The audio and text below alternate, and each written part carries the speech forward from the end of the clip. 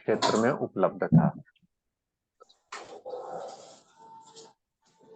तो पहले हम लोग थोड़ा सा रिवीजन करेंगे पिछली कक्षा का। एक बार फिर से आप सभी का बहुत बहुत स्वागत है, आप सभी को प्रणाम है आज की कक्षा में शामिल होने के लिए। रिवीजन करने से पहले रीढ़ सीधी करें, गहरी सांस खींचें, पूरी एकाग्रता के साथ उद्गीत का उच्चारण करें, कंसंट्रेशन के साथ आज की क्लास हम लोग शुरू करें। अपने गुरु को प्रणाम करते हुए अपने गुरु को अपने अपने गुरु के प्रति अनुग्रह की भावना के साथ दीर्घ स्वर में उद्गीत का उच्चारण करें।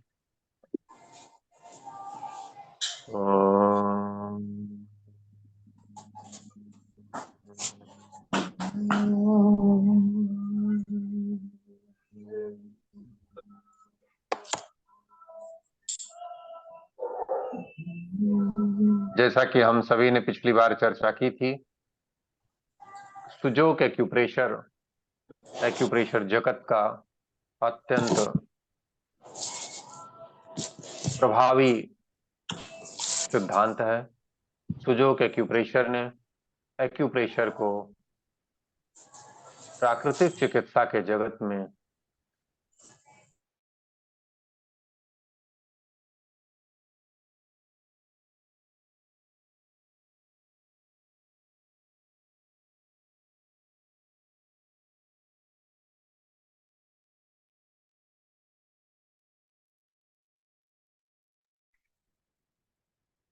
सर वॉइस नहीं आ रही।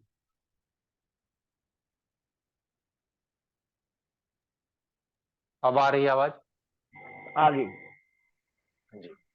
तो मैं कह रहा था कि एक्यूप्रेशर शुरू होने से पहले, सुजोग एक्यूप्रेशर शुरू होने से पहले एक्यूप्रेशर को लोग मानते थे कि ये बड़ा मुश्किल है, बड़ा कठिन है, इससे उपचार में बहुत ज्यादा समय लगता है। सुजोग एक्यूप्रेशर ने एक्यूप्रेशर को एक नया आयाम दिया, इसके प्रभाव को कई गुना बढ़ा दिया और सर्वग्राह्य बना दिया, यानी इतना सरल बना दिया, इसे हर व्यक्ति सीख करके अपना उपचार स्वयं कर सकता है, पहले से ज्यादा आसानी से। हालांकि रिफ्लेक्सोलॉजी, जोन थेरेपी, ये सारी पद्धतियां भी, चाइनीज पद्धति, ये सारी भी स्व उपचार के लिए प्रेरित करती थी, लेकिन सुजोग एक्यूप्रेशर ने इस प्रक्रिया को बहुत इजी बना दिया, बहुत सरल बना दिया। थोड़ा सा रिवीजन करते हुए हम लोग आगे बढ़ेंगे। पिछली बार हम लोगों ने सादृश्यता के सिद्धांत को समझने का प्रयास किया था। इस स्लाइड से शुरू किया था कि हमारे हथेली के 6 भाग हैं, हथेली, 4 उंगलियां और अंगूठा। हमारे हाथ की तरह ही हमारे शरीर के भी 6 भाग हैं, 2 पैर, 2 हाथ, सिर और ट्रंक एरिया, यानी ये धड़। इस तरह से हमारा शरीर हथेली के समान हुआ। दूसरी समानता में हम लोगों ने समझा था कि प्राकृतिक रूप से सिर हमारे शरीर का सबसे ऊपरी हिस्सा है और हाथ भी अगर प्राकृतिक रूप से देखा जाए तो हथेली में सबसे ऊपरी हिस्सा अंगूठा है। तो इस तरह से भी हाथ की हथेली जो है वो हमारे शरीर के सिर से, हथेली का अंगूठा शरीर के सिर से मेरे समानता स्थापित कर क्या रहा बाथरूम है। का दरवाजा लगा है, वहीं पे एक वो लगा है, चार्जर। सर प्लीज सभी को म्यूट कर दीजिए।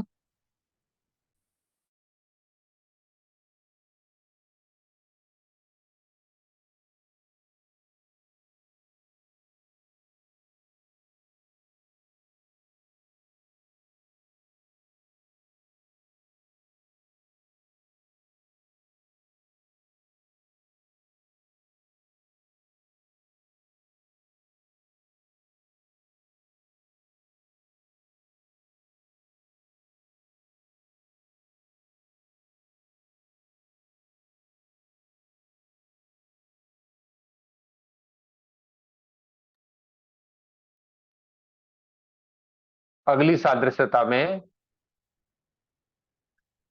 हम लोगों ने समझा था कि हमारा सिर शरीर का सबसे ऊपरी भाग है और मस्तिष्क को, पूरे शरीर को नियंत्रित करता है।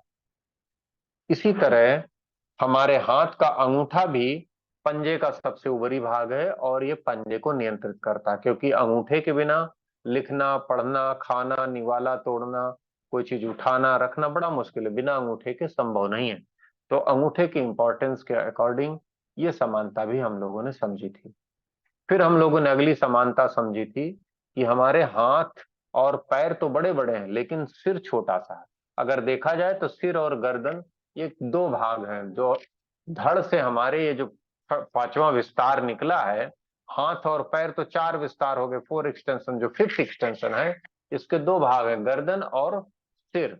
उसी तरीके से अगर अंगूठे को देखा जाए तो इसके भी केवल दो भाग हैं। अंगूठे की उंगली में दो ही पूर्वे हैं, बाकी तीनों उंगलियों में, चारों उंगलियों में तीन तीन पूर्वे होते हैं, लेकिन अंगूठे में केवल दो ही पूर्वे होते हैं।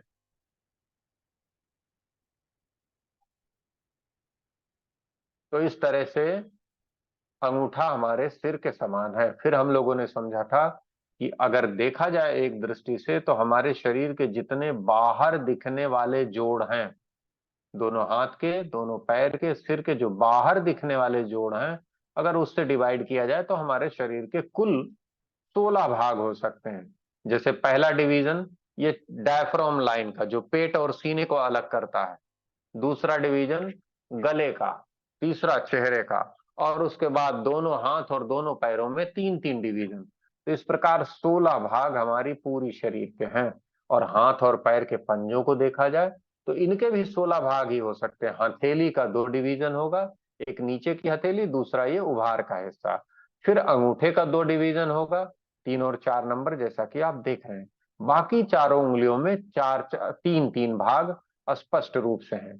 इसके अलावा कोई एक्स्ट्रा ज्वाइंट आपको नहीं दिखेगा। तो इस प्रकार शरीर के भी 16 भाग और हाथ के भी 16 भाग हुए। इसे थोड़ा गहराई से समझने की जरूरत है, स्पष्टता से समझने की जरूरत है। हमने पहले आपसे कहा कि ये जो हमारा शरीर है, जैसे शरीर से मिलता जुलता ये जो आकृति आपको दिख रही ना, इसको इसमें देखिए तो जैसे पेट के दो भाग हैं, फिर गले का हिस्सा, फिर चेहरे का हिस्सा, और हाथों के तीन भाग, पंजा हाथ कंधा, पंजा हाथ कंधा, और पैर के तीन भाग है ना, पंजा पैर और थाई। तो इस तरीके से 3 6 9 12 और 4 16 पार्ट हो गए, है नहीं। इसी तरीके से हाथ के देखें अगर, तो हाथ के भी 16 ही पार्ट।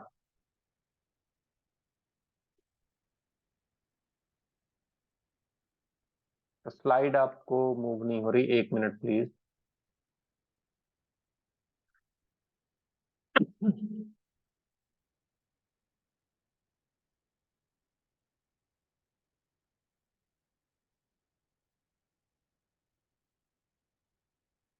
अब स्लाइड दिख रही है स्पष्ट रूप से।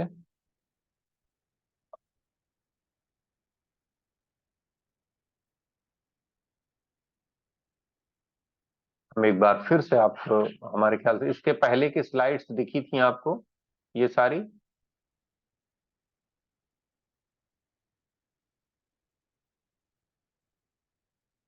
ये सारी स्लाइड्स की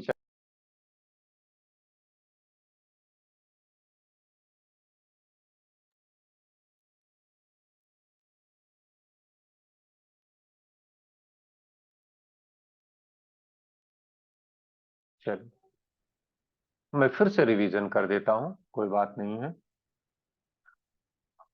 शुरू में हम लोगों ने चर्चा यहां से शुरू की थी कि शरीर के 6 भाग, धड़, दो हाथ, दो पैर और सिर, उससे समानता हाथ के पंजों की, इसके भी 6 भाग, 4 उंगलियां, अंगूठा और हथेली।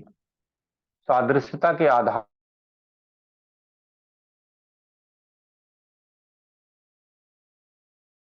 पर ही प्रोफेसर पार्क ने सुजोग से सीखा कि दवाओं से हमारा शरीर अस्थायी रूप से स्वस्थ नहीं हो पाता। और शरीर की जब मैकेनिज्म को उन्होंने देखा, जब शरीर की तकनीकी को उन्होंने देखा, शरीर के अंगों के तारतम्य को देखा, वैज्ञानिकता को देखा, आश्चर्य को देखा कि किस तरीके से हमारे शरीर का एक एक अंग अद्भुत क्षमता के साथ अस्तित्व में है और कार्य कर रहा है, तो उन्हें एहसास हुआ कि जरूर प्रकृति ने हमारे शरीर में कोई न कोई ऐसी व्यवस्था बनाई होगी कि जिससे हमारा शरीर स्वयं को स्वस्थ भी रख सके। जरूर प्रकृति ने कोई न कोई ऐसा विज्ञान, ऐसा ऐसा सिस्टम बनाया होगा। इस खोज के क्रम में उन्होंने धीरे धीरे लंबे अध्ययन के बाद सुजोग सिद्धांत को प्रतिपादित किया। उसकी चर्चा हम लोग पहले भी कर चुके हैं, इसलिए बहुत आगे नहीं जाएंगे और इस सुजोग सिद्धांत को ही समझेंगे। तो सुजोग सिद्धांत की दूसरी समानता, उन्हें कैसे पता चला कि हाथ का पंजा शरीर को गवर्न करता है। तो दूसरा अनुभव उनका रहा कि हमारे शरीर में जो सिर है वो सबसे ऊपर है और हाथ के पंजे में अंगूठा सबसे ऊपर है, प्राकृतिक स्थिति में ऐसे अगर हम खड़े हो जाएं तो इस तरह से उनको लगा कि अंगूठा जो है वो सिर के सादृश्य है। फिर उन्होंने देखा, उसकी और समानता देखी कि अगर ये जो अंगूठा है जो सबसे ऊपर है, जिस तरीके से सिर पूरी बॉडी को कंट्रोल करता है, ऐसे ही अंगूठा भी पूरे पंजे को कंट्रोल करता है। यानी एक समानता, ये क्रियात्मक समानता भी हमारे हाथ के पंजे में शरीर से है। फिर उन्होंने आगे देखा कि हमारे सिर का जो इस धड़ से, ट्रंक से 5 विस्तार निकले हैं, 2 पैर निकले हैं नीचे की तरफ, तो ये दोनों में 3-3 भाग है, 3-3 ज्वाइंट है, कूल्हे का जोड़, घुटने का जोड़ और टखने का जोड़। 2 हाथ निकले हैं ऊपर की तरफ, इनमें भी मुख्य रूप से 3 जोड़ है, कंधा, कोहनी और कलाई। और हमारी 4 उंगलियों में भी 3-3 ज्वाइंट है, लेकिन अंगूठे में केवल 2 ज्वाइंट है। और जो हमारा सिर बाहर निकला है, इसमें देखा जाए बाहर रूप से तो 2 पार्ट हैं, एक गले का और एक चेहरे का। तो इस तरीके से इस क्रम में इन्होंने देखा कि अंगूठा जो है वो सिर के सादृश्य है। और फिर हम लोगों ने इस चीज को समझने का प्रयास किया कि हमारे शरीर में किस तरीके से शरीर को अगर डिवाइड किया जाए तो मुख्य रूप से ये 12 भाग इसके, 16 भाग इसके होंगे। ट्रंक एरिया का, चेस्ट का, गले का, चेहरे का, और ये 4 हो गए, और 3-3 भाग हमारे दोनों हाथ, दोनों पैरों के। और इसी को अगर हथेली में देखा जाए तो इसके भी मैक्सिमम 16 भाग ही हो सकते हैं। सबसे पहला भाग हथेली का, जिसमें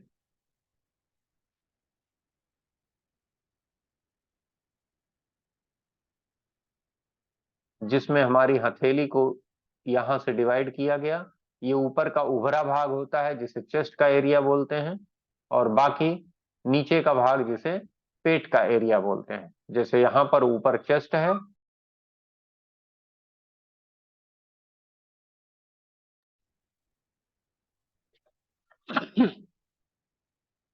ऊपर चेस्ट है और नीचे पेट है। तो हथेली में भी ये एरिया चेस्ट का हो गया इधर 2 नंबर, और नीचे का पेट का हो गया। और उसके बाद फिर गला और चेहरे का एरिया, और फिर 3-3 भाग हमारी चारों उंगलियों में है।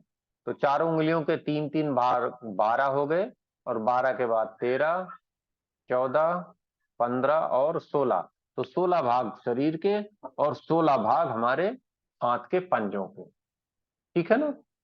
तो इस तरह से हमारा पूरा शरीर हाथ पैर के पंजे के समतुल्य है। यह अध्ययन प्रोफेसर पार्क जेबू ने अपनी आकलन के अनुसार किया।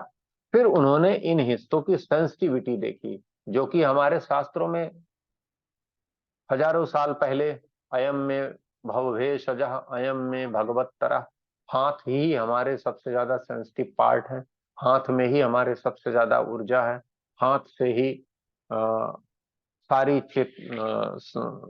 चीजों की हमें छू करके देख, महसूस करके पहचानने की क्षमता है। तो हाथ के तलों, हथेलियों की विशेष सेंसिटिविटी को मस्तिष्क से जोड़ते हुए इस सिद्धांत को उन्होंने प्रतिपादित किया कि अगर इस हिस्से पे, अलग अलग हिस्से पे अगर प्रेशर दिया जाए, कलर लगाया जाए, मेथी लगाई जाए, सीड लगाई जाए, मैग्नेट लगाया जाए, तो हमारा शरीर स्वस्थ हो सकता है बिना किसी दवा के, बिना किसी उपचार के। ये कार्य प्रोफेसर पार्क जेबू ने किया। अब इसके बाद हम लोगों को आगे ये स्लाइड हम लोगों ने पिछली बार भी समझी थी कि थंब इज हेड, अंगूठा ही सिर है। और जब अंगूठा सिर है, सबसे ऊपर है, तो ये दोनों इस तरीके से इमेजिन किया गया, जैसे ये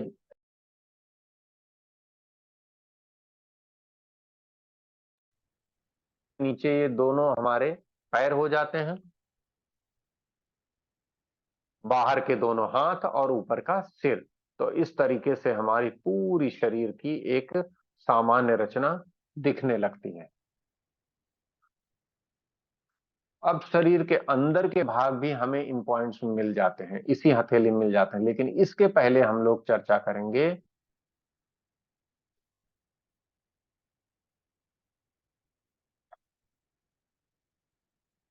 अपने हाथ की हथेलियों के सामान्य अंगों की। देखिए, हम सीधे खड़े होते हैं तो सबसे नीचे क्या है?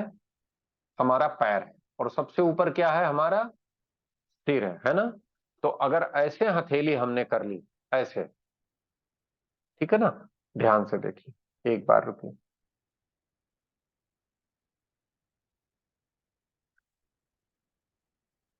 इस तरह से हथेली कर ली, ठीक है?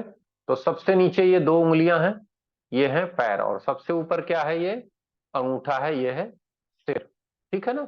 सबसे नीचे पैर और सबसे ऊपर सिर। ये देखिए, एक सामान्य आकृति, आप इसको समझने का प्रयास करिए। ये हमारे शरीर की आकृति है। जब हम सीधे खड़े होते हैं तो सबसे नीचे क्या होता है? हमारे दोनों पैर होते हैं। तो ये हमारे दोनों पैर हैं, पैर के ये तलवे हैं, ठीक है ना? पैर के तीन ज्वाइंट हैं, सबसे पहले तलवा है, फिर टखना है, फिर घुटना है, और फिर कूल्हे का जोड़ है। इसी तरीके से दूसरे पैर में तलवा, टखना, फिर घुटने का जोड़, और फिर कूल्हे का जोड़। स्पष्ट हो रहा है ना? और वो सबसे ऊपर क्या है? सिर है। सिर में हमारा सामने अगर देखा जाए तो सिर में सबसे ऊपरा हिस्सा क्या है? चेहरे में नाक है। आप अंगूठे की स्किन को देखिए तो सबसे यहाँ पर एक उभरा हिस्सा दिखेगा।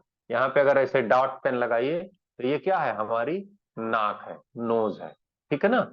और इसके ऊपर दो डॉट एक बराबर दूरी पे लगा देंगे तो ये दोनों आंख हो जाएगी, है ना?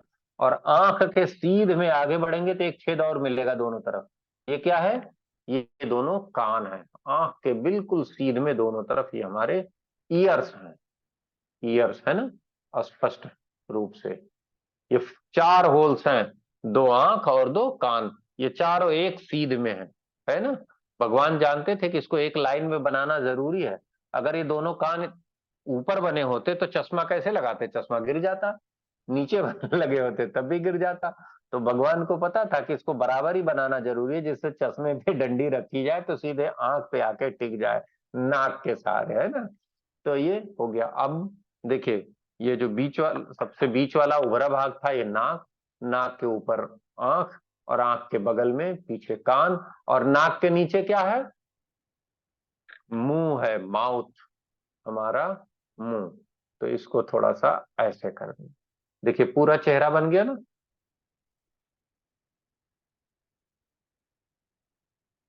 पूरा चेहरा बन गया आप। तो ये ये जो ये जो स्थिति बनी, नीचे पैर की और ऊपर सिर की, है ना? और देखिए इसमें समानता, हमारे सिर के ऊपर ये बाल हैं। बाल लगातार बढ़ते रहते हैं, और इनको काटिए तो खून नहीं निकलता, है ना? और अंगूठे के ऊपर ये नाखून है, नाखून भी लगातार बढ़ता है, और इसको भी काटिए तो खून नहीं निकलता, ठीक है ना? तो ये, हालांकि ये सारी उंगलियों में है, तो सारी उंगलियों में क्यों है वो आगे अभी इंसेक्ट में पता चल जाए, क्योंकि ये सब हर उंगलियों के ऊपर यहाँ पर सिर मिलता है ना? तो ये दोनों पैर हो गया, ये सिर हो गया, और ये दोनों बाहर वाले कौन से हो गए? ये हाथ हो गए, है ना? ये दोनों बाहर हाथ हो गए। अब इसको एक चीज यहाँ पर छोटी सी बात और समझनी है, वो है लेफ्ट और राइट की, ठीक है ना? जब आपके सामने पेशेंट होगा, उसका ट्रीटमेंट करेंगे तो ऐसे आपके सामने हाथ फैलाएगा, तब आप उस पर पॉइंट करेंगे, प्रेशर करेंगे। तो जब आपके सामने वो हाथ देगा तो जैसे ये हमारा लेफ्ट हैंड है, और ये हमारा राइट हैंड, ठीक है ना? ये लेफ्ट हैंड, ये राइट हैंड। तो जब ऐसे हाथ जाएगा सामने, तो इसकी जो इंडेक्स फिंगर है ये भी लेफ्ट हैंड है, ये मिडिल फिंगर लेफ्ट लेग है, ये रिंग फिंगर राइट लेग है, ये राइट हैंड है, और ये फेस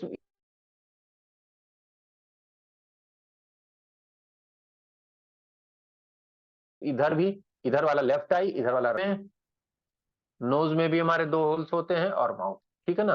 तो लेफ्ट और राइट का हमें ध्यान रखना है, इतना ध्यान रखना है केवल कि लेफ्ट कौन सा और राइट कौन सा है, ठीक है ना। अब दूसरा हाथ जब लेंगे तो इसमें तो लेफ्ट हैंड इंडेक्स फिंगर थी, लेकिन इसमें लेफ्ट हैंड कौन है, स्मॉल फिंगर। क्यों? क्योंकि ऐसे जब सीधे हम खड़े हैं ना, ऐसे सीधे खड़े हुए, तो इधर हमारा राइट है, इधर हमारा लेफ्ट है, तो इसके ये भी एक ह्यूमन बॉडी हो गया। इसके जिस तरफ हमारा राइट है उस तरफ इसका राइट है, जिस तरफ हमारा लेफ्ट है उस तरफ इसका लेफ्ट है, ठीक है ना। तो बस इतना ध्यान करके ये ट्रीटमेंट करना बहुत इजी है, और ये बहुत बड़ी उपचार पद्धति है आज के समय में। आप ये नोट कर लीजिए, हालांकि आप लोग बहुत जागरूक हैं और बहुत प्रयासरत हैं, आप लोग स्वयं भी इससे लाभ ले रहे हैं और लोगों को भी लाभ दे रहे हैं, परंतु इस चीज को जितनी जल्दी हम समझ जाएं कि स्वस्थ रहने का एकमात्र माध्यम है स्वयं स्वस्थ रहने की जानकारी सीख लेना, स्वस्थ रहने का एकमात्र तरीका है।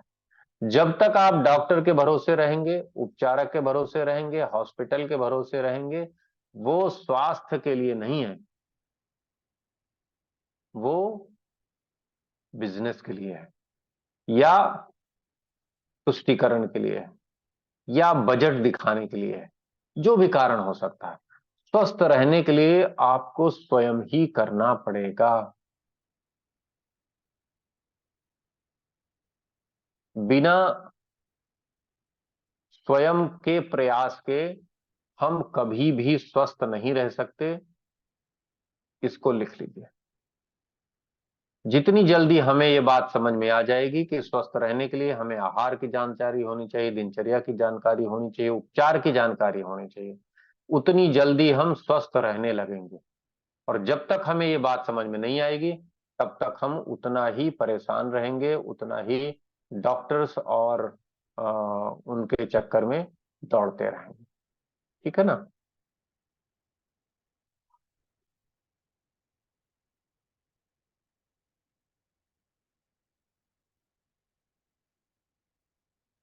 अब आइए हम आपको ले चलते हैं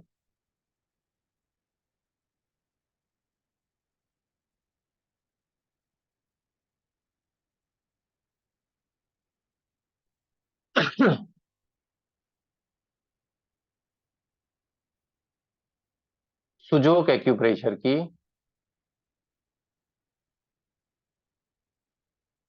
अगली स्लाइड की तरफ। देखिए, लेफ्ट और राइट तो हम लोगों ने समझ लिया है।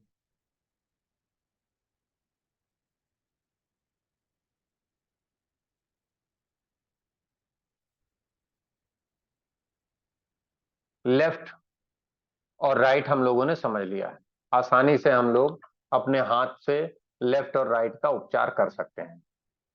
लेफ्ट हैंड कौन सा है, राइट हैंड कौन सा है, लेफ्ट आई कहां पड़ेगी, राइट आई कहां पड़ेगी, ये हम लोगों ने आसानी से समझ लिया।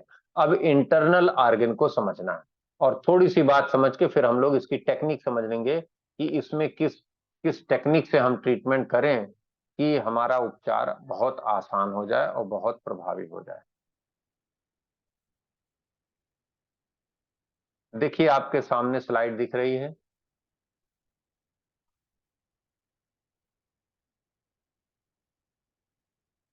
स्पष्ट रूप से दिख रही ना।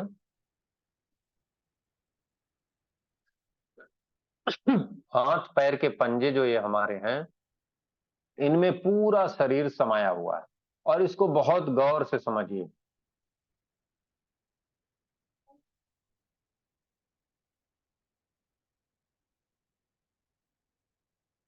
देखिए, ये दोनों पैर है, ये दोनों पैर है। अच्छा, ये हाथ कौन सा है, सामने ये लेफ्ट हैंड है। ध्यान से देखिए, इसका अंगूठा इस तरफ है ना, ये लेफ्ट हैंड। अगर राइट होता तो उसका अंगूठा दूसरी तरफ होता है ना, तो ये लेफ्ट हैंड है। लेफ्ट हैंड में देखिए बहुत आसानी से ये ये हाथ का चित्र है, देखिए स्पष्ट दिख रहा है हाथ का चित्र।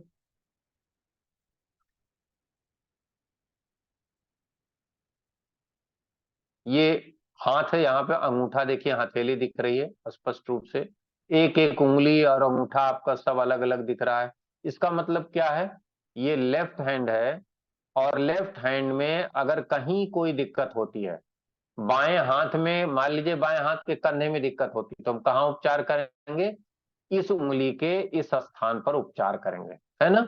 और बाएं हाथ के कंधे में ना होकर के दाहिने हाथ में हो रही, तो हम स्मॉल फिंगर के, ये लेफ्ट हैंड में ट्रीटमेंट देंगे तब, छोटी उंगली के नीचे वाले ज्वाइंट पर। और कंधे की जगह पे अगर कोहनी पे ट्रीटमेंट हो रहा है, तो कोहनी में प्रॉब्लम हो रही, तो ये बीच वाला ज्वाइंट कोहनी का होगा ना, ये बीच वाला ज्वाइंट कोहनी का होगा। और कलाई का ये नीचे वाला, हथेली के पास कलाई दिख रही है ना, ये कलाई का ज्वाइंट होगा। और उंगलियां देखिए स्पष्ट रूप से दिख रही हैं, चारों उंगलियां और अंगूठा। हम इस जगह पे प्रेशर करेंगे तो हमारी उंगलियों और अंगूठों का ट्रीटमेंट हो जाएगा। इसी तरीके से दूसरे हाथ में भी हम लोग ये उपचार बहुत सहजता से कर सकते हैं। पैर भी देखिए आपको स्पष्ट रूप से दिख रहा है, ये बायां पैर है, लेफ्ट लेफ्ट लेग ये है, क्योंकि लेफ्ट हैंड की मिडिल फिंगर लेफ्ट लेग होती है, और राइट हैंड की मिडिल फिंगर राइट लेग होती है, ठीक है ना। तो ये लेफ्ट लेग है। इसमें भी देखिए एड़ियां दिख रही हैं, अगर एड़ी में दिक्कत है तो यहाँ दबाएंगे, उंगली तलवों में दिक्कत है यहाँ, और उंगलियों में दिक्कत है तो बिल्कुल टिप पे ऊपर उंगलियां मिल जाएंगी।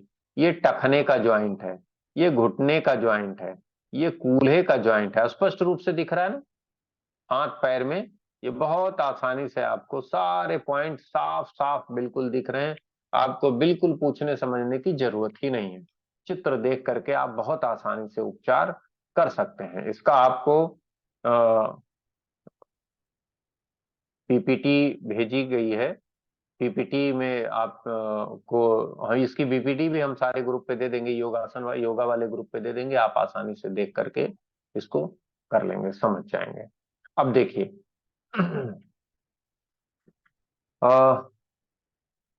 चेहरे का भी देखिए सारे पॉइंट स्पष्ट, अभी हम लोगों ने आंख कान नाक मुंह सब देखा था ना, ये सारा यहाँ पर स्पष्ट दिख रहा है। चेहरे के नीचे देखिए थायराइड की प्रॉब्लम लोगों को बहुत होती है, यहाँ पर थायराइड का पॉइंट अंगूठे के नीचे वाले पूर्वे में दिख रहा है। श्वास नली है, ये अन्न नली भी है। यहाँ पर दोनों फेफड़े देखिए स्पष्ट रूप से ग्रीन कलर में दिख रहे हैं ना, ये हमारे फेफड़े हैं। इन फेफड़ों का उपचार इस हिस्से पर, हथेली के इस हिस्से पर फेफड़ों को उपचार किया जाएगा। बीच में हार्ट है, देखिए कितना सुंदर सा चित्र, लाल हरा गुलाबी, है ना, ये हृदय है। इसका उपचार हम इस जगह से बहुत आसानी से कर सकते हैं। फिर इस जगह पे देखिए आमाशय है, स्टमक। आजकल गैस बहुत बन रही, एसिड बहुत बन रही, देखिए हमने आमाशय का एरिया राउंड कर दिया है, आमाशय का एरिया हमने राउंड कर दिया। आजकल गैस बहुत बन रही है, क्या करना है, गैस और एसिडिटी, एक तो चिकना खाना पहले बंद करिए। गर्मी के सीजन में आप जितना चिकना खाओगे उतना ज्यादा समस्या होगी। आहार घटाते हुए धीरे धीरे चिकनाई को कम करते हुए, चिकनाई को कम करते हुए सादे भोजन पे आ जाइए इस समय। तला भुना नहीं, एकदम सादा, उबली खीरा आ रही, ककड़ी आ रही, लौकी तोरई भिंडी, सादा खाना खाइए। और यहाँ पर जो देखिए स्टमक दिख रहा ना, तो आपको यहाँ पे क्या करना है, यहाँ पर आपको, हम चित्र बना दे रहे हैं,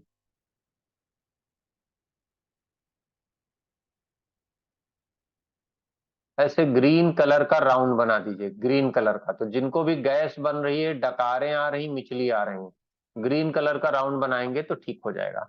और अगर मिचली उल्टी आ रही तो आराम मिल जाएगा। या फिर मैग्नेट से इसको स्टार मैग्नेट का फूल बना दीजिए, स्टार मैग्नेट का फ्लावर बना दीजिए। कैसे करेंगे देखिए, हम आपको बता रहे हैं।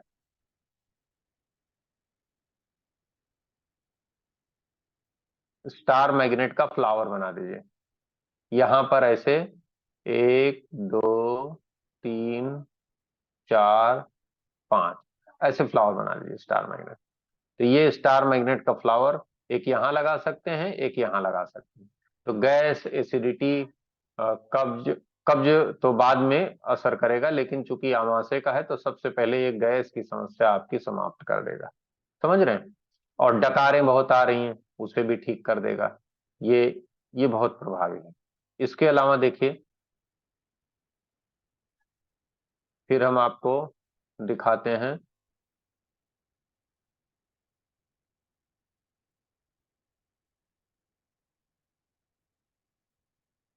इसी पे आप क्लस्टर मैग्नेट लगा सकते हैं। आप चाहें तो क्लस्टर मैग्नेट लगा दीजिए, या फिर चक्रा मैग्नेट भी लगा सकते हैं। ये लीवर देखिए दिख रहा है आपका, गुलाबी कलर का, कितना सुंदर सा लीवर दिख रहा है। लीवर में प्रॉब्लम है, पैर में भी देखिए इसी जगह पे बना हुआ। हाथ में और पैर में आप दोनों में ट्रीटमेंट दे सकते हैं, या किसी एक में दे सकते हैं, जिसमें चाहें। ये लेफ्ट साइड का बना हुआ, राइट साइड का भी बिल्कुल सेम ऐसे ही पड़ेगा, बस एरिया चेंज हो जाएगा, लेफ्ट का राइट हो जाएगा। ठीक है ना? तो ये आप पैर में भी इन पॉइंट्स पे ट्रीटमेंट दे सकते हैं। लीवर की प्रॉब्लम है तो आप क्या करिए कि 5 स्टार का फूल बना दीजिए, नई दिक्कत है, या क्लस्टर मैग्नेट लगा दीजिए। या फिर अक्सर क्या होता है कि पित्त बहुत ज्यादा हो गया है, या ठीक से लीवर काम नहीं कर रहा है, और डाइजेशन की दिक्कत बार बार हो रही, लीवर को एनर्जी बढ़ानी है, ताकत देनी, तो यहाँ पर चक्रा मैग्नेट लगा दीजिए दोनों तरफ। चक्रा मैग्नेट, और बीच में व्हाइट हिस्सा ऊपर रखिए, चक्रा मैग्नेट का व्हाइट हिस्सा बीच में ऊपर रखिए, और येलो हिस्सा किनारे किनारे हो जाएगा, है ना? तो यहाँ पर व्हाइट रखिए, और यहाँ पर बीच में व्हाइट रखिए, तो लीवर टोन हो जाएगा, लीवर स्ट्रांग हो जाएगा, और लीवर की प्रॉब्लम धीरे धीरे समाप्त होने लगेगी। पहले दिन से ही आपको इन चीजों में फर्क लगेगा। फिर देखिए, ये हिस्सा छोटा सा पेनक्रियाज का है, हम आपको दिखा रहे हैं पेनक्रियाज का हिस्सा। ध्यान दीजिए, ये हिस्सा पेनक्रियाज हम सभी लोग जानते हैं डायबिटीज के लिए महत्वपूर्ण है। तो इस जगह पर आप चक्रा मैग्नेट से सिडेट करके, या बिग ब्योल मैग्नेट से सिडेट करके पेनक्रियाज की प्रॉब्लम का ट्रीटमेंट कर सकते हैं। और देखिए, ये कब्ज की हम लोगों ने चर्चा की थी, कब्ज की समस्या की। इस तरीके से हथेलियों को अगर ऐसे रगड़ेंगे, क्योंकि यहाँ पर बड़ी आंत का पॉइंट है ना, जैसे लोग वो तंबाकू बनाते हुए करते हैं, इसको ऐसे करेंगे तो कब्ज की समस्या का उपचार आपका बहुत प्रभावी ढंग से, बहुत सफलता से हो जाएगा। आगे हम लोगों को इसमें इंसेक्ट करेस्पॉन्डेंस भी आज ही समझना है, कि एक उंगली से कैसे हम पूरी बॉडी का ट्रीटमेंट कर सकते हैं, और उंगली के एक पूर्वे से कैसे पूरी बॉडी का ट्रीटमेंट कर सकते हैं, ये भी हम लोग आगे समझेंगे। लेकिन थोड़ा सा इसे और क्लियर कर लेते हैं। देखिए, पैरों में पेनक्रियाज बड़ा स्पष्ट है, बहुत क्लियर है। यहाँ पर आपको 2 मैग्नेट आप लगाना चाहें तो आपको जगह मिल जाएगी, क्योंकि ये थोड़ा सा बड़ा है। तो एक मैग्नेट आप ऐसे यहाँ लगा दीजिए, और एक मैग्नेट यहाँ लगा दीजिए, ब्योल मैग्नेट से सिलेक्ट कर दीजिए।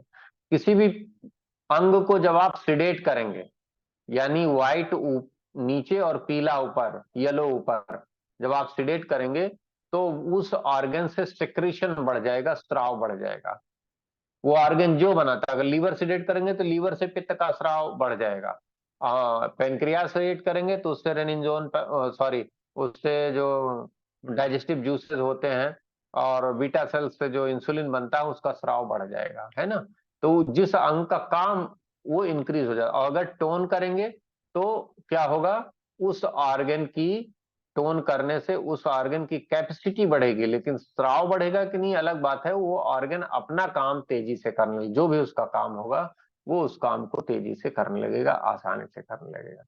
ठीक है ना? ये हिस्सा देखिए मलाशय का, मलाशय है ये हिस्सा। तो अगर कब जो है, तो यहां पर आप एप्पल सीड, सेब के दाने बांध देंगे, तो ये मल की कब्ज की समस्या को तेजी से दूर करता है। इसका एक और तरीका है, बहुत सहज तकनीकी है, क्योंकि बड़ी आंत यहाँ से शुरू होती है। तो एक सेब का दाना ऐसे बांधिए, फिर एक ऐसे बांधिए, गौर से देख लीजिए। फिर एक सेब का बीज ऐसे रखिए, एक ऐसे रखिए, और एक ऐसे रखिए, और पेपर टेप की सहायता से लगा दीजिए। शाम को लगा के आप सोइए, जिनको भी कब्ज की प्रॉब्लम है आज आप लगा के सोइए, और मॉर्निंग में देखिए कि कैसे मैजिकली जो है पेट साफ होता है, कितना तेजी से पेट साफ होता है, बिल्कुल आपको यकीन नहीं होगा, बहुत प्रभावी है। अब बारी है सुजोक एक्यूप्रेशर के अगले स्टेप की। तो अगले स्टेप पे हम लोग पहुंच रहे हैं। हम लोगों ने समानता समझ लिया, 16 भाग समझ लिए। यिन और यांग भी पिछली बार हम लोगों ने चर्चा किया था कि अगर शरीर के अगले हिस्से में तकलीफ है तो हम इलाज अगले हिस्से से करेंगे, शरीर के पिछले हिस्से में तकलीफ है तो हम ट्रीटमेंट पिछले हिस्से से करेंगे। और फिर ये इंटरनल पार्ट हम लोगों ने समझ ही लिया है। और फिर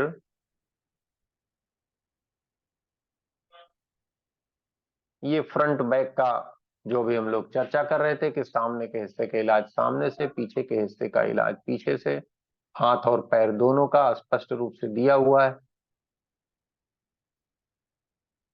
ये देखिए थोड़ा और स्पष्ट चित्र है। इसे भी देख करके अगर कोई हिस्सा आपको स्पष्ट रूप से नहीं मिल रहा है तो आप उसको इस चित्र से देखकर उपचार कर सकते हैं। अब बारी है यहाँ पर जो सबसे इंपॉर्टेंट पार्ट है आज का। हर उंगली के पीछे नाखून होता है तो वो बाल के सादृश्यता से है, बाल का पॉइंट वहां पर होता है। और इसे कैसे ठीक करेंगे, कैसे इसको समझेंगे, इसका क्या संबंध है, इसे हम लोग बहुत अच्छे से समझने चल रहे हैं। यहाँ पर देखिए इस सिद्धांत की शुरुआत कैसे हुई। यह सिद्धांत है इंसेक्ट करेस्पॉन्डेंस, इसको कहते हैं कीट सादृश्य। प्रोफेसर पार्क ने भारतीय दर्शन के इस सिद्धांत को बहुत गहराई से समझा। यत ब्रह्मांडे तत्पिंडे, ये सिद्धांत कहता है कि ये ब्रह्मांड अनंत ब्रह्मांड बहुत विशाल है, अनंत ब्रह्मांड बहुत विशाल है, लेकिन इस ब्रह्मांड के प्रत्येक पिंड में ब्रह्मांड की सारी चीजें सूक्ष्म रूप में विद्यमान है। बात को समझिएगा, जिस तरीके से इस अनंत ब्रह्मांड में अनंत तारा ग्रह हैं, ऊर्जा के पिंड हैं, उस तरीके से अगर इस छोटे से पिंड शरीर की बात की जाए तो इसमें अनंत एक्यूप्रेशर के बिंदु हैं। इस ब्रह्मांड में कोई ऊर्जा कहीं विघटित होगी तो कहीं न कहीं जाकर के प्रकट होगी। वैसे ही हमारे शरीर में भी कहीं पे ऊर्जा घटेगी तो कहीं बढ़ेगी। कहाँ घटेगी कहाँ बढ़ेगी इसका सिद्धांत प्रकृति के हाथ में है। किस कारण से घटेगी तो कहां पर उसका प्रकाट्य होगा ये प्रकृति के हाथ में है। लेकिन यह स्पष्ट है कि नष्ट नहीं होगा। ऊर्जा का वही सिद्धांत, ना तो पैदा होता है और ना ही मरता है, ये केवल अपना रूप बदलता है। तो इस सिद्धांत का एक और स्पष्ट प्रमाण है और वो है कीट सादृश्य।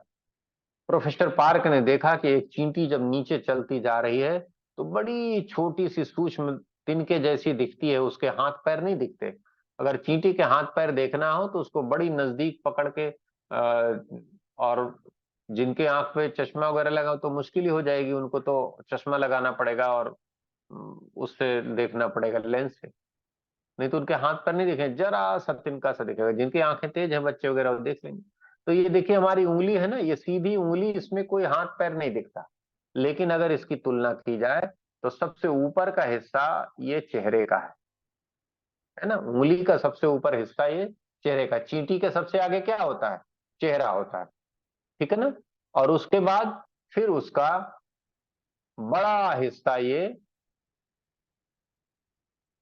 यहाँ चेहरे से यहां तक का बड़ा सा हिस्सा ये धड़ का होता है। और पीछे छोटी सी नोक सी उसके पाचक अंग होते हैं। अगर चींटी के शरीर का वर्गीकरण किया जाए तो उसके अंदर भी इस तरीके से रचनाएं होती हैं। तो ये हिस्से हमारे चींटी के अनुपात में, क्योंकि जो प्राण मानव शरीर में है वही चींटी के शरीर में है।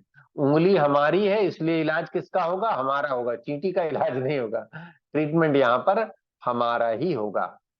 तो हम क्या करते हैं, एक उंगली पर जब हम इस सिद्धांत के अनुसार से पॉइंट लगाते हैं तो हमें बहुत चमत्कारिक परिणाम मिलता है। क्यों? क्योंकि जितना सूक्ष्म उपचार देंगे उतना ज्यादा शक्तिशाली होगा। ये भी ब्रह्मांड का नियम है। ब्रह्मांड में जितना सूक्ष्म में जाएंगे उसे उतना ज्यादा शक्तिशाली ऊर्जा मिलेगी।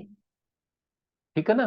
तो ये सूक्ष्म है, हथेली के पंजे बड़े विशाल थे, माइक्रो माइक्रो था, और ये माइक्रो है, माक्रो था, ये माइक्रो है, ये बहुत छोटा है, इतने में पूरा शरीर है। तो यहाँ पर बहुत सारी एनर्जी है। अगर हमें आंख का इलाज करना है तो हमको एक छोटा सा डॉट यहाँ पर लगा देना है, बस छोटा सा। कान के उपचार के लिए छोटा सा, क्योंकि वहां तो थोड़ा बड़ा कान था, यहाँ बहुत छोटा, मुंह बहुत छोटे सी, नाक जरी सी, इतनी सी दूर में पूरी नाक का इलाज हो जाएगा, इतने से दूर में एक फेफड़े का, फिर दूसरे फेफड़े का, फिर हृदय का, फिर देखिए लीवर छोटा सा है, 1 मिनट में कवर हो जाएगा। और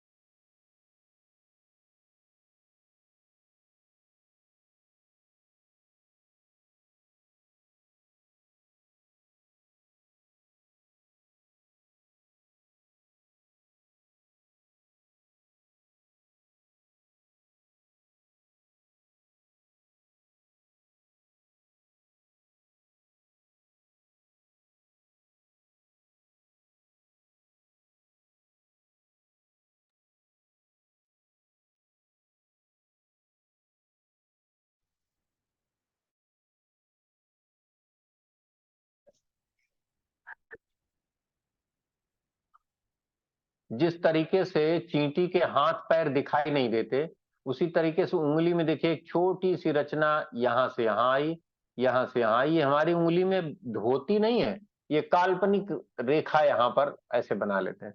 तो सबसे ऊपर क्या है, यहां पर सबसे ऊपर देखिए कंधा, और यहां नीचे कोहनी, और फिर यहां पर कलाई, और फिर ये पंजे, है ना। तो एक दाना मेथी का छोटा सा लगा देंगे तो कंधे को उपचार, कोहनी को उपचार, कलाई का उपचार हो जाएगा। अगर सुजोग में करना चाहते तो पूरी कलाई के लिए चारों तरफ मेथी की पट्टी बांधनी पड़ती, यहाँ पर केवल एक दाना छोटा सा लगा देंगे तो इलाज इसका पूरी कोहनी का, कंधे का, कलाई का, जहां का भी आप करना चाहते हैं आसानी से हो जाएगा, बहुत इजिली हो जाएगा, है ना। इसके बाद देखिए ये जो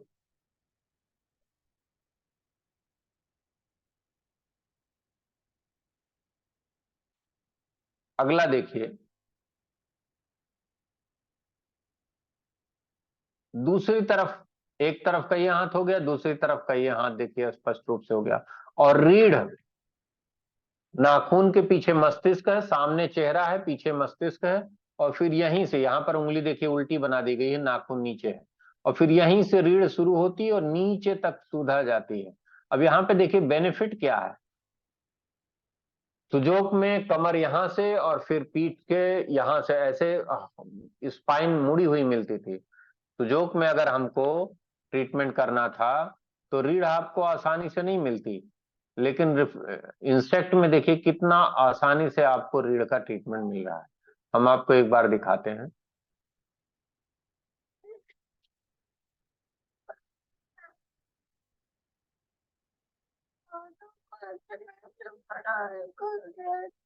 अच्छा, क्लास में सुजोक में देखिए ये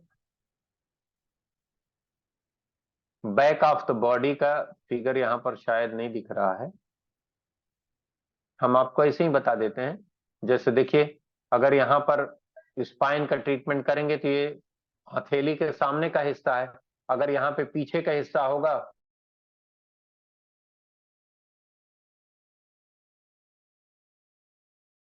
तो ये कमर का हिस्सा होगा, फिर लंबा से चला जाएगा पूरा, और फिर यहाँ ऊपर सर्वाइकल का होगा, ये गर्दन के गले के पीछे सर्वाइकल होगी, फिर सीने के पीछे थोरेक्स होगी, फिर यहाँ पे लंबर होगी, फिर सेक्रम होगी, फिर कॉक्सियल एरिया होगा, और सबसे नीचे जो है, हाँ कॉक्सियल एरिया सबसे नीचे होगा। तो इस तरीके से स्पाइन सीधी डायरेक्ट नहीं मिलती, टेढ़ी मिले, टेढ़ी मेढ़ी दिखाई देती है ना, टेढ़ी मेढ़ी मिलती है। तो इंसेक्ट में अगर हम पहुंच जाएं, मिनी करेस्पॉन्डेंस में पहुंच जाएं, तो हमको बिल्कुल सीधी स्पाइन मिल जाती है। कैसे मिल जाती है, देखिए एक उंगली के पीछे एक सीधी लाइन मेथी की अगर हम लगा देते हैं तो हमारी पूरी स्पाइन का ट्रीटमेंट बहुत करेक्टली यहां से यहां तक हो जाता है ना। एक लाइन सीधी यहां से यहां तक मेथी की लगा देते हैं तो पूरी स्पाइन, अगर सुजोक में करना है तो चने की पट्टी लगानी पड़ेगी, लेकिन इंसेक्ट में एक मेथी का दाना सीधा लगा देंगे तो आपको स्पष्ट रूप से पूरी स्पाइन मिल जाएगी। देखिए ये छोटी सी सर्वाइकल कितनी छोटी सी है, गर्दन के दाने तो गर्दन के पॉइंट बहुत छोटे से हैं। देखिए इतनी दूर में ही सर्वाइकल है। फिर यहां पर दूसरा निशान देखिए, यहां से यहां तक ये थोरैक्स है। फिर उसके बाद यहां से यहां तक आपका लंबा, सॉरी यहां तक, ये यहां तक लंबर है, और फिर ये सेक्रम है, और फिर यहां तक सेक्रम है, सॉरी ये, और नीचे ये छोटा सा कॉक्सियल एरिया है, कॉक्सेक्स बोन, जिसको पूंछ की हड्डी कहते हैं, टेल बोन ये छोटा सा है, ठीक है ना, ये छोटा सा टेल बोन। तो पूरी स्पाइन हमको बहुत छोटी सी बहुत सीधी सी सरल रेखा में मिल जाती है इंसेक्ट में, और बाकी के अन्य ऑर्गन भी छोटे छोटे हमको मिल जाते हैं। अब हम लोग बढ़ेंगे मिनी करेस्पॉन्डेंस की तरफ। देखिए ये बहुत महत्वपूर्ण है। इनकी जरूरत क्या है? इनकी जरूरत यह है कि देखिए हर उंगली पे आपको एक पंजा मिल रहा है। हर उंगली का जो आखिरी पूर्वा है वो या तो हाथ का पंजा है या पैर का पंजा है। तो इस कॉन्सेप्ट में हम इसको मान लेते हैं कि ये एक पंजा है। देखिए ये दोनों पैर के पंजे हैं, ये दोनों हाथ के पंजे हैं, है ना। इसमें भी ये दोनों पैर है और ये दोनों हाथ है, ठीक है ना। और हर पंजे में पूरा बॉडी है। जैसे सुजोक में हर पंजे में पूरा शरीर था, वैसे मिनी करेस्पॉन्डेंस में भी हर पंजे में पूरा शरीर है। तो इसमें क्या जरूरत है इसकी? इसकी जरूरत यह है कि जब गंभीर पुरानी बीमारी हो जाए, जब कोई बीमारी बहुत गंभीर हो जाए, बहुत पुरानी हो जाए, जब हमें उसका उपचार आसानी से न मिल रहा हो, तो हम इस पे एक छोटी सी निडिल, एक छोटी सी सुई लगा देंगे, तो ये जो है उस प्रॉब्लम को बहुत तेजी से, कई बार तो बहुत जादुई ढंग से ठीक कर देगा, मैजिकली क्योर कर देगा, ठीक है ना। तो जब क्योंकि जितना सूक्ष्म उपचार देंगे उतना प्रभावी उपचार होगा, उतना शक्तिशाली उपचार होगा। तो एक उंगली के एक पूर्वे से पूरी बॉडी का ट्रीटमेंट हो जाता है, एक उंगली से पूरी बॉडी का ट्रीटमेंट हो जाता है, एक हथेली से पूरी बॉडी का ट्रीटमेंट हो जाता है। अब इसमें कुछ चीजें बहुत इंपॉर्टेंट है, अगर ये लास्ट का की बात भी आप पूरी एकाग्रता से समझ लेंगे तो बहुत आसान हो जाएगा। कुछ चीजें बहुत जरूरी हैं। नंबर एक ये कि अगर जैसे ये हाथ है, इसमें पूरा शरीर है, हम आपको स्लाइड दिखाते हैं। जैसे इस हाथ में पूरा शरीर है, तो एक ही हाथ में पूरा शरीर मिल जा रहा है तो दूसरे हाथ की क्या जरूरत? दूसरे हाथ में पूरा शरीर मिल जा रहा है तो पहले हाथ की क्या जरूरत? अच्छा हाथ की चलो जरूरत है भी, तो पैर की क्या जरूरत? तो ऐसा इसलिए है क्योंकि बाय द वे अगर आप ट्रीटमेंट कर रहे हैं, और सपोज करिए कि एक हाथ में उपचार करने से आपको, हाथ में किसी की कलाई में दर्द था, मान लीजिए किसी की कलाई में दर्द था, और आपने उसकी कलाई का उपचार यहाँ पे शुरू किया, इस जगह पे प्रेशर देना शुरू किया, है ना। यही तो पॉइंट है कलाई का, ये आपने यहाँ पे शुरू किया, तो कलाई पे प्रेशर देते देते देते देते 5 मिनट में उसे 10% 20% आराम मिल गया। लेकिन 5 मिनट से ज्यादा दबाव देंगे तो धीरे धीरे तो यहाँ छाला पड़ जाएगा। तो फिर आप इसकी जगह पे दूसरे हाथ की स्मॉल फिंगर पे कर दीजिए,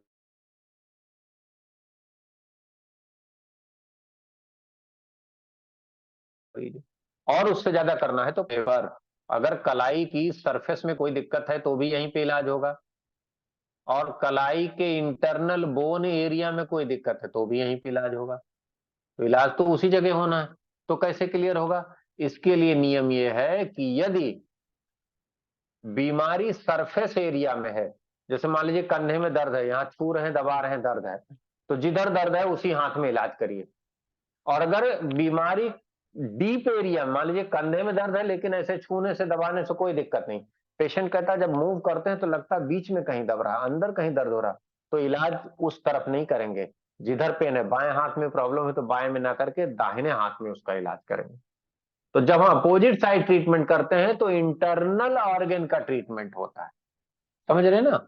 जब भी हम ट्रीटमेंट अपोजिट हैंड में करते हैं तो इंटरनल ऑर्गन का ट्रीटमेंट होता है। तो दूसरी बात समझ में आ गई। पहली बात, अगर हम मल्टी पॉइंट्स पे करेंगे, अलग अलग बिंदुओं पर करेंगे, मल्टी करस्पॉन्डेंस पे ट्रीटमेंट करेंगे, तो हम थोड़ा थोड़ा उपचार हर सादृश्य से जब लेंगे तो हमें चारों सादृश्य मिला के लंबा ट्रीटमेंट मिल जाएगा, अच्छा रिस्पॉन्स मिल जाएगा। क्योंकि 10% इससे मिला, 10% इस हाथ से मिला, 10% इस पैर से मिला, 10% इस पैर से मिला, तो कुल मिलाकर के 40% हो गया। लेकिन एक ही जगह अगर हम 40% लेना चाहेंगे तो 20 मिनट तक दबाना पड़ेगा, तब तक पता चला वो दिक्कत तो ठीक हुई चाहे नहीं हुई, लेकिन यहीं पे छाला पड़ गया। पेशेंट कहेगा माफ करो भैया, गलती हो गई। तो क्योंकि प्रॉब्लम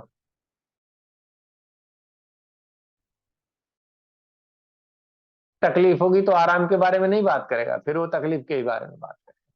क्योंकि सैकड़ों साल में टेंडेंसी हम लोगों की बन गई ऐसी, उसमें किसी का दोष नहीं। दूसरी बात, अगर बीमारी अंदरूनी एरिया में है तो अपोजिट साइड में ट्रीटमेंट करेंगे। तीसरी बात, अगर बीमारी डायफ्राम लाइन से नीचे है तो पैर में ज्यादा फायदा मिलेगा, और डायफ्राम लाइन से ऊपर है तो हाथ में ज्यादा फायदा मिलेगा। इसको नोट कर लीजिए, समझ रहे हैं। बस अभी बात करेंगे, सारे क्वेश्चन सॉल्व करेंगे, बस अब कंप्लीट हो रहा है, इसके बाद क्वेश्चन आंसर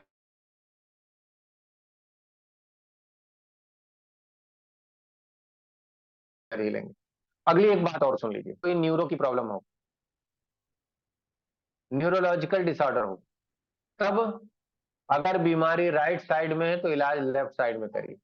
जैसे साइटिका है, दाहिनी तरफ साइटिका है तो इलाज बाएं ओर करिए। सुनता, झुंझुनी, लकवा, फालिज, इसमें इलाज जिधर है उधर तो करिए, लेकिन अपोजिट साइड में भी ज्यादा करना होगा। और अगर बाई है तो उसको दाहिनी तरफ करना होगा। और एक एक इसकी टेक्निक और है,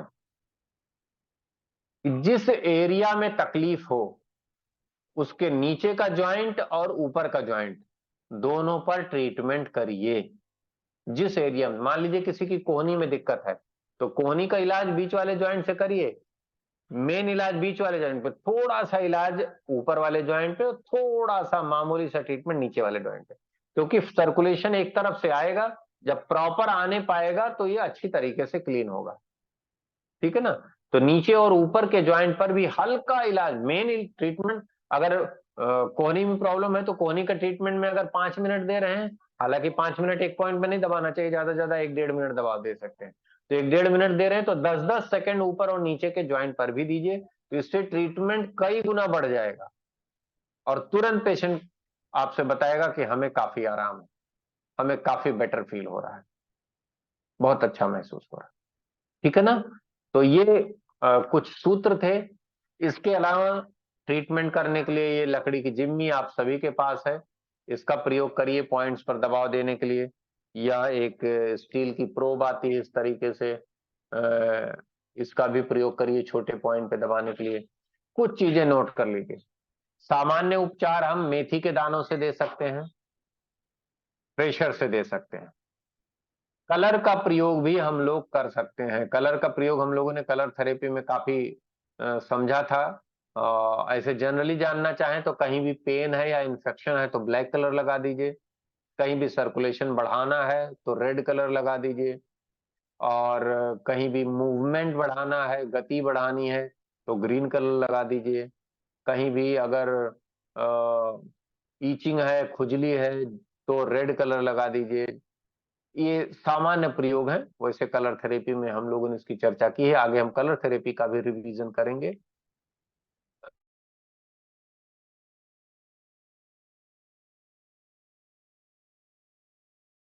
इसके बारे में भी हम लोग आगे चर्चा, जल्दी हम रिफ्लेक्सोलॉजी की भी रिवीजन करेंगे। बृहस्पतिवार की कक्षा हम लोग प्रयास में है कि रेगुलर चलती रहे, परमानेंट चलती रहे। अलग अलग कोर्सेज भी हम लोगों के समय समय पे होते रहते हैं। पिछली बार बहन ने कहा था ईयर एक्यूपंक्चर के लिए, हमने अप्लाई भी किया है। इस बार हमको फिलहाल कोर्स कराने के लिए मिला है, एक पद्धति है cleaning therapy. Cleaning therapy USA में, विदेशों में इस पे काफी रिसर्च हुआ है, बहुत खोज हुई है, और अपने इंडिया में भी इस पे काफी काम चल रहा है। क्लीनिंग थेरेपी का मतलब है शोधन पद्धति। प्राकृतिक चिकित्सा के कई सिद्धांत हैं। प्राकृतिक चिकित्सा कहता है कि रोग का इलाज मत करिए, शरीर का इलाज करिए, रोग अपने आप स्वस्थ हो जाएगा। प्राकृतिक चिकित्सा कहती है कि डायग्नोसिस की बहुत ज्यादा जरूरत नहीं है, आप डायग्नोसिस के पीछे मत पड़िए, आपका शरीर बताएगा कि आप स्वस्थ हैं या बीमार हैं। प्राकृतिक चिकित्सा कहती है कि इन्फेक्शन को मत दूर करिए। इन्फेक्शन, जैसे आजकल एंटीबायोटिक आज के समय में ट्रीटमेंट की पहली धारा है, प्रथम फर्स्ट लाइन ट्रीटमेंट एंटीबायोटिक है किसी भी डिजीज में। नेचुरोपैथी कहती है कि नो नीड ऑफ एंटीबायोटिक, आप शरीर की गंदगी हटा दीजिए। तो जब गंदगी हटेगी तो बैक्टीरिया हट जाएंगे, बैक्टीरिया हट जाएंगे तो एंटीबायोटिक की जरूरत ही नहीं पड़ेगी। नेचुरोपैथी का एक कॉन्सेप्ट बहुत बड़ा है कि किसी भी अंग में कोई भी रोग तभी होगा जब उस अंग में कोई गंदगी इकट्ठा हो जाए।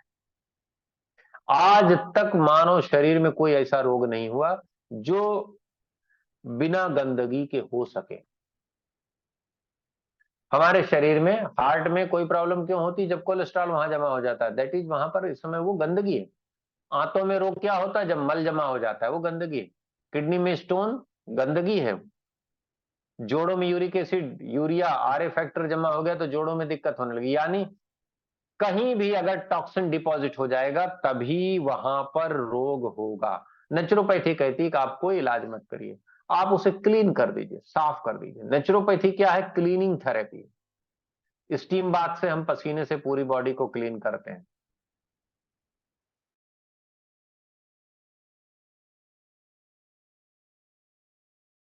एनिमा से हम आंतों को क्लीन करते हैं, नेति को नेति क्रिया से, और कुंजल क्रिया से हम आमाशय को क्लीन करते हैं, है ना। त्राटक से हम ब्रेन, मन को क्लीन करते हैं। शिरोधारा से हम तंत्रिकाओं को क्लीन करते हैं। इमर्शन बाथ से हम किडनी को और त्वचा को क्लीन करते हैं। तो ये कई सारी नेचुरोपैथी की क्रियाएं हैं जो क्या हैं? आपस में केवल और केवल क्लीनिंग थेरेपी हैं। लेकिन इसके अतिरिक्त क्लीनिंग थेरेपी का एक कॉन्सेप्ट है जिसमें केवल और केवल कुछ चीजें खा करके, कुछ चीजें लगा करके आप अपनी पूरी बॉडी को क्लीन कर सकते हैं। कुछ चीजें किचन की, ज्यादातर most of the things are kitchen related material. तो अब ये अगली ट्रेनिंग हम लोगों की क्लीनिंग थेरेपी पर है। हम इसका मैसेज भी हम प्रयास करते हैं कि आपको चैट बॉक्स में दे दें, और ग्रुप पर भी हम डाल देंगे। आप चाहेंगे तो इसको समझ करके प्रयोग करिएगा,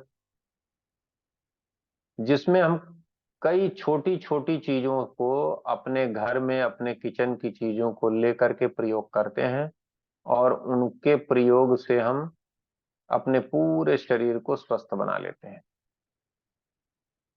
समझ रहे? ये है क्लीनिंग थेरेपी।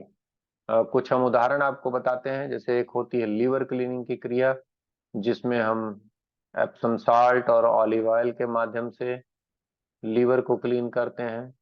मतलब ये बहुत ही चमत्कारिक, बड़ा ही मैजिकल इसका रिजल्ट होता है। यूट्रस क्लीनिंग के लिए होता है। आजकल तमाम बीमारियां हमारे बहनों के लिए, माताओं के लिए बड़ी जानलेवा हो रही हैं।